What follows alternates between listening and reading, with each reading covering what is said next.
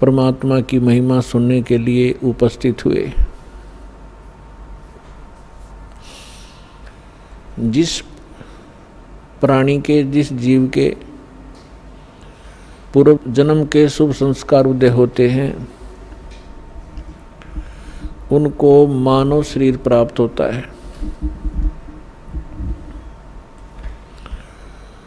और मानव शरीर प्राप्त करके जो प्राणी सत्संग उपलब्ध करते हैं, जिनको सत्संग प्राप्त होता है,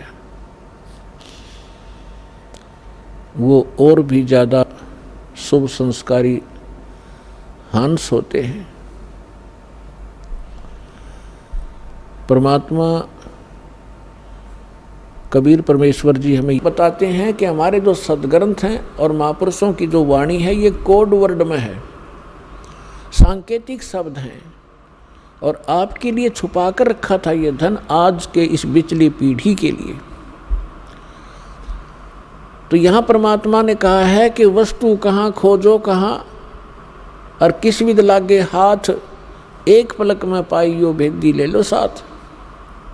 तो इन सभी सदग्रंथों का भेदी, इस अध्यात्म खजाने का बाखबर तत्वदर्शी संत ये दास रामपाल है।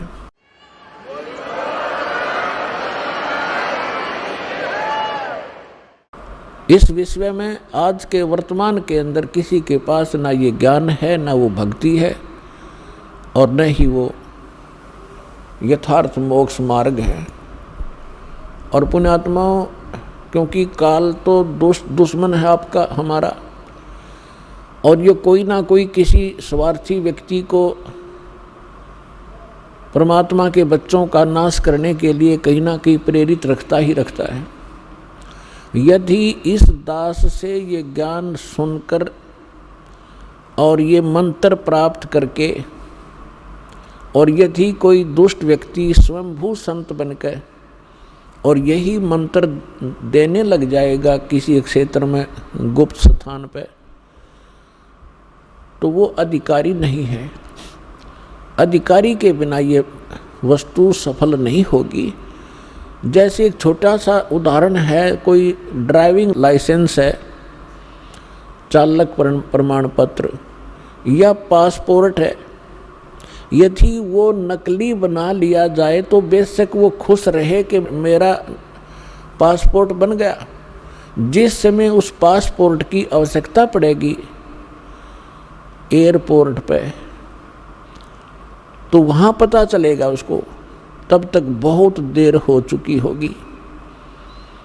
उसको सजा भी होगी जिसने बनवाया है और जिसने बनाया है, ये दोनों दोषी होंगे, उनकी जिंदगी बर्बाद हो जाएगी।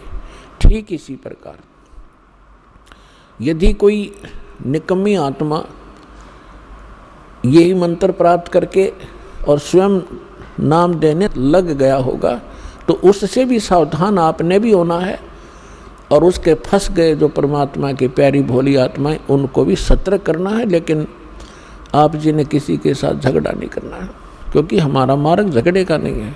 अगर ऐसा कोई करेगा तो थोड़े दिनों में फेल हो जाएगा, क्योंकि जैसे एक बड़ा वृक्ष हो, पेड़, और उसके नीचे से कितने पौधे उग जाओ छोटे मोटे, वो थोड़े से दिन में पीले होकर अपने आप सूख जाते हैं।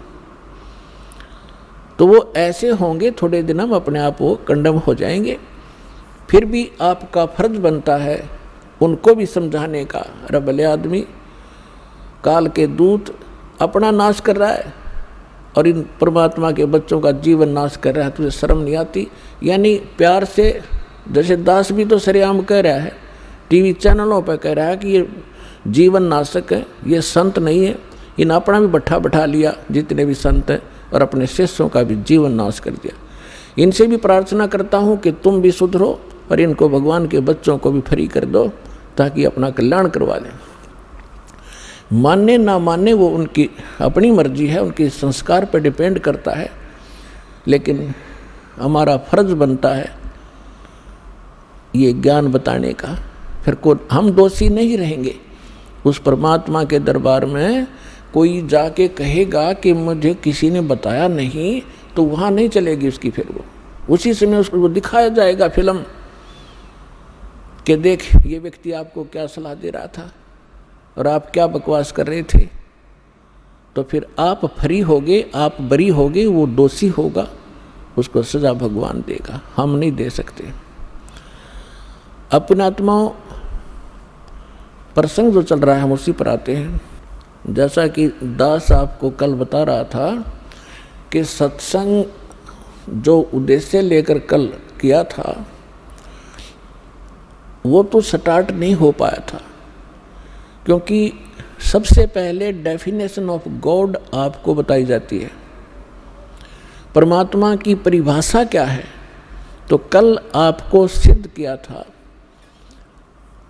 कि 3 पुरुष हैं, एक सरपुरुष, एक अक्षर पुरुष, एक परम अक्षर पुरुष। इन्हीं को अन्य शब्दों में ब्रह्म, दूसरे को परब्रह्म और तीसरे को परम अक्षर ब्रह्म कहते हैं। मुख्य रूप से ये 3 पुरुष, 3 ब्रह्म, 3 भगवान, 3 परमात्मा, 3 ये मालिक माने जाते हैं। लेकिन ये मालिक कितने हैं, उनका कितना सामर्थ्य है, ये भी परिभाषा प्रभु की में आपको बताया जाता है। जैसे ब्रह्म जो है ये 21 ब्रह्मांड का स्वामी है, 21 ब्रह्मांड का, और ब्रह्मा विष्णु महेश एक ब्रह्मांड में एक विभागीय मंत्री हैं। एक विभाग में एक ब्रह्मांड के अंदर जैसे एक प्रांत में मंत्री होते हैं, प्रांत में, और मुख्यमंत्री पूरे प्रांत का मालिक होता है। तो इन ब्रह्मा विष्णु महेश केवल एक ब्रह्मांड में और एक विभागीय मंत्री हैं, रजोगुण विभाग के ब्रह्मा जी और सतोगुण विभाग के विष्णु जी, तमोगुण विभाग के शंकर जी। अब इनका काम क्या है कि ब्रह्मा जी के रजोगुण के प्रभाव से सभी प्राणी संतानों उत्पत्ति करते हैं, और यहाँ की ये नकली सुख सुविधाएं, झूठे सुख, कोठी, बंगले, कार, अच्छी पोस्ट, कोई मंत्री पद प्राप्त करूं, ये उसी प्रेरणा से प्रेरित होकर के ये जीव इच्छा करता है। अपने आत्माओं, जैसे इन तीनों भगवानों के शरीर के अंदर काल भगवान ने, इनके पिता ने एक ऐसी व्यवस्था कर दी है, ये इनके बस की बात भी नहीं है। ये भगवान रहते हैं अपनी राजधानियों में, अपने लोकों में ऊपर, विष्णु जी विष्णु लोक में, शिव जी शिव लोक में, और ब्रह्मा जी ब्रह्मा लोक में। लेकिन इनके शरीर से निकल रही जो तरंगे हैं, जो रेज हैं, वो इन 3 लोक के प्राणियों को विशेष प्रभावित कर रहे हैं। इस पृथ्वी लोक पर, नीचे एक पाताल लोक पर, ऊपर स्वर्ग लोक में। जैसे किसी मकान में, किसी महल में